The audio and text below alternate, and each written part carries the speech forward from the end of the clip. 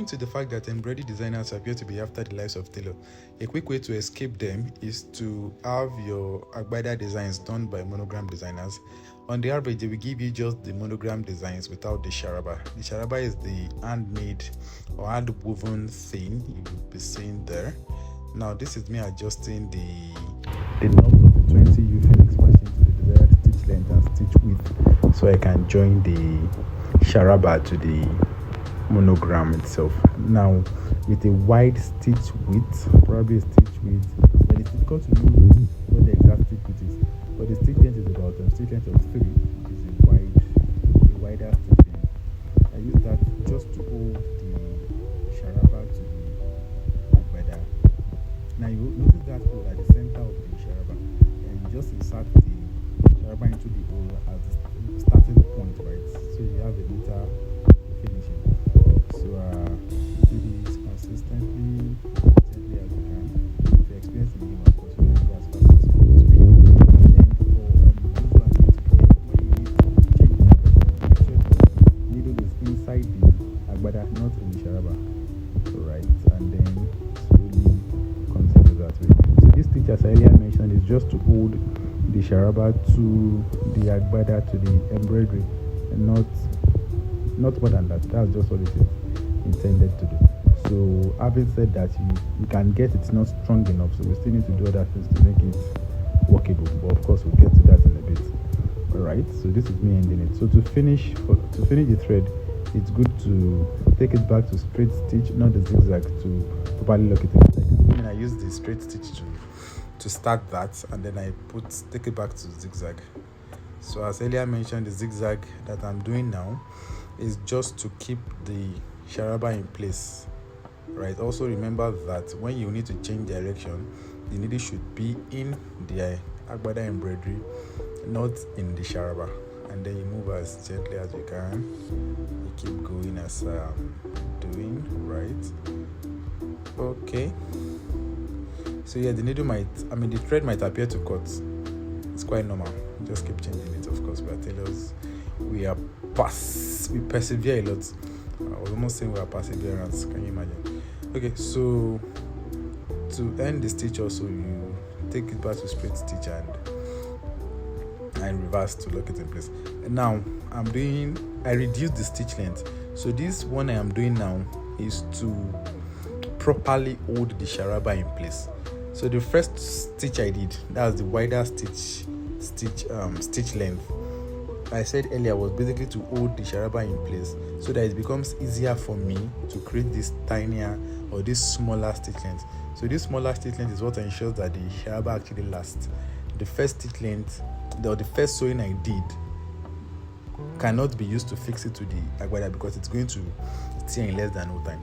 So with a smaller stitch length this time around, I am going to sew a second time. Now this is of course a slower process because the stitch length is smaller, so I sew all the way. This is me also adjusting the stitch length and all of that. So you take it back to straight stitch to end the stitch, so it doesn't remove. So if you decide to reverse on zigzag, the stitch will not be properly locked in, so it will appear to remove. Now, having fixed the sharaba to the embroidery, the next step is to use the hemming gum to place it on the fabric itself. Here you can see me cutting the hemming gum to the desired length, after which I'm going to iron it.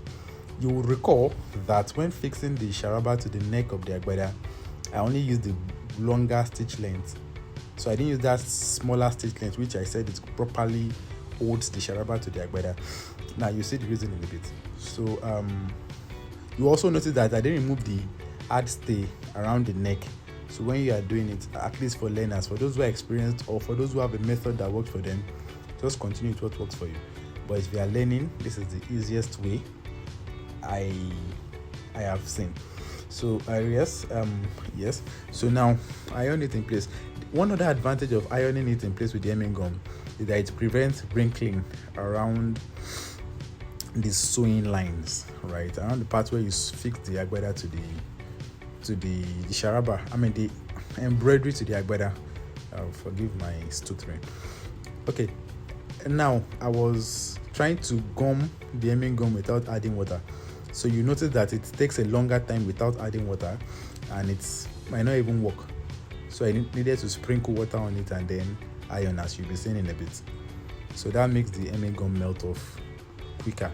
I mean, spraying it makes the hemming gum melt off quicker. So if you have a steam iron, you probably don't need to add water to it.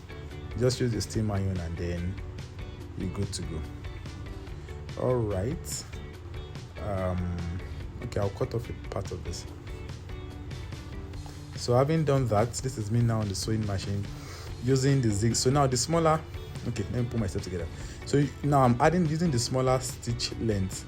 So now this is properly holding it in place to the agbada, and it's almost like it's overlocking the agbada so that the yarns don't come out, right?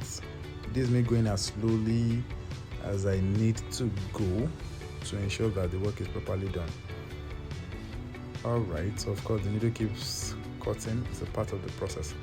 All right, so now to fix the side seam to because the hemming gum is just to hold it in place, not necessarily won't make it last long. So for the sides, I just use a straight stitch to hold it in place. Having done the zigzag too, I'm also going to put a straight stitch around the edges. Now this straight stitch I'm putting around the edges makes it easy for me to tear off the paper, because it's more like it perforates the paper as I'm sewing along. The paper I'm talking about is the white thing. It's called the hard stay. That's what we call it in Nigeria, right? So having done that, I'm now going to cut open the neck of the agbada. You need to be very careful, most especially if you're not experienced, right? So carefully use a sharp scissors to cut out the neck of the agbada, and leaving the paper there now makes it easier for you to cut this neck.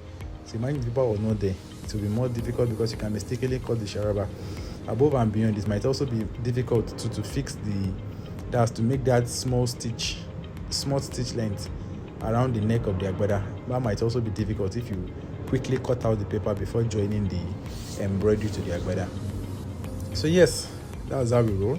So you see me very easily tearing off the paper because of that straight stitch I created, which kind of perforates the paper. All right, thank you for listening. Do ensure to like, share, and follow for more. Okay, so I'm still here. I thought I would have been done with that. So I'm placing it on the mannequin now, so you see what it looks like. So before the embroidery designers end us, let's find a way to avoid them. All right, looking beautiful, right? Please ensure to follow, like, share, comment, and repost. Thank you for watching. Do enjoy the rest of your day.